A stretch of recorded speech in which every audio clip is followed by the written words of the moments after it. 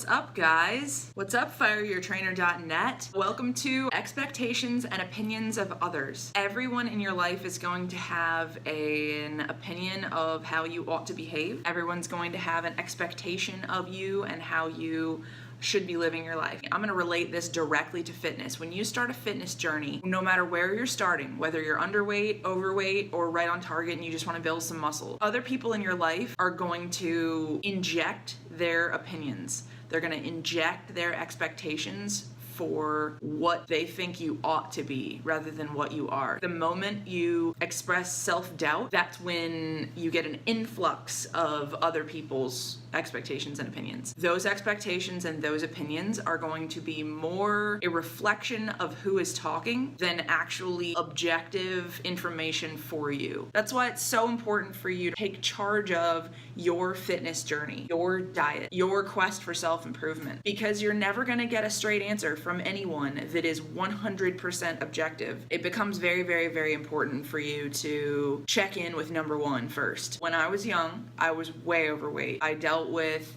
my anxiety and I dealt with my trauma and whatever through food. So I overate all the time. And granted, children cannot be 100% to blame for their weight issues.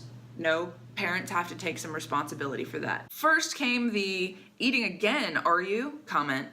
That is indelible in my memory. Someone that I looked up to, someone that was supposed to be on my side, was judging me harshly for eating. Pretty fucked up. He didn't stop to think that maybe I was actually hungry. He didn't look at the timelines. He didn't say, well, maybe she ate lunch at 11 and now here it is 5 hours later. He only saw that I was fat and that I was eating. This is what resonates, I think, with a lot of people. There are a lot of overweight, obese, morbidly obese people that are genuinely terrified to go out to eat because of the judgment that they're gonna get. They're terrified to even go to the grocery store and buy food because of the shame that comes along with going out and being who you are. You've got to get rid of that shame. The shame is only going to make it worse. It's going to drive you to continue eating. You cannot allow that shame to run your life. I did for a very long time. A year or so later, my parents were still getting super concerned about my weight. I was around 160 pounds. I remember the first time I got on the scale and weighed in. Granted, it was an analog, like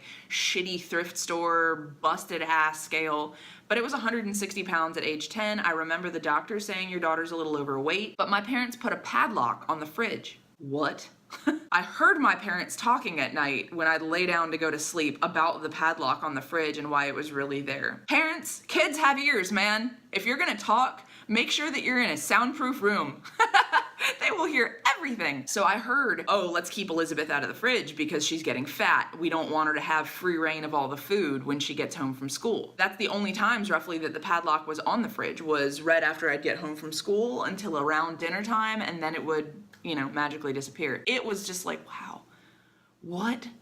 Like, I must be some kind of loser because everybody else seems just fine with not eating except me. Like, what's wrong with me? I really internalized it hard, if you can imagine. After all of that, I never really got my weight under control. Then after a long time, I got into a relationship 7 years later. I'm over 200 pounds and really, really unhappy. So I went through this bad breakup. I was so distraught after this breakup. The one thing that had been a constant source of security and stability in my life was now gone. I was facing homelessness. I didn't know what I was going to be doing with my life. I was still in college. The gravity of all that hit me so hard. I was in turmoil and I didn't know what to do with it. So I just couldn't really eat. After a time, I realized that my clothes were getting kind of loose and I stepped on the scale and all of a sudden I went from 202 to 168. So that's when I knowingly started starving myself. I was like, I really like the attention I'm getting now, and I like how I feel about myself now. I got all the way down to 132. My friends were like, you're starving and wasting yourself away. Like,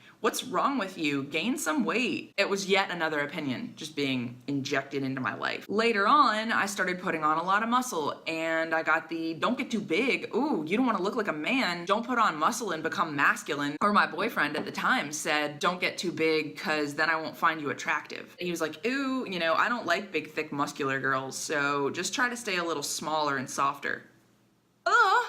No, how about you not tell me what to do with my body when I'm obviously doing something healthy? Now I mostly get like, oh, you're so strong, oh, you're such a beast, like, I want arms like you, or how'd you get your butt so big? I want to look like that. Compliments are still easier to swallow than put downs. Throughout your journey, you will get opinions from you're doing it right, you're doing it wrong, you're not doing enough, you're doing too much.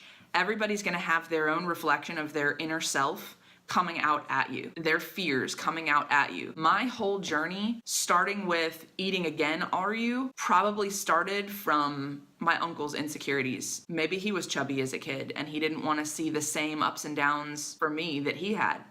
Who knows? No one ever explained it to me, but all I know is that I internalized the shame that came along with eating after school. My point is, everyone's gonna have a differing opinion, and it's up to you to sift out the ones that are more objective than others. You know when you're being healthy and you know when you're being unhealthy, and it's up to you to check in here first, because you can't allow others to derail you. Thank you guys very much for watching. FireYourTrainer.net. Please come subscribe, be a member. I've got tons of workouts and a lot more in-depth material up for my members. Thanks, guys.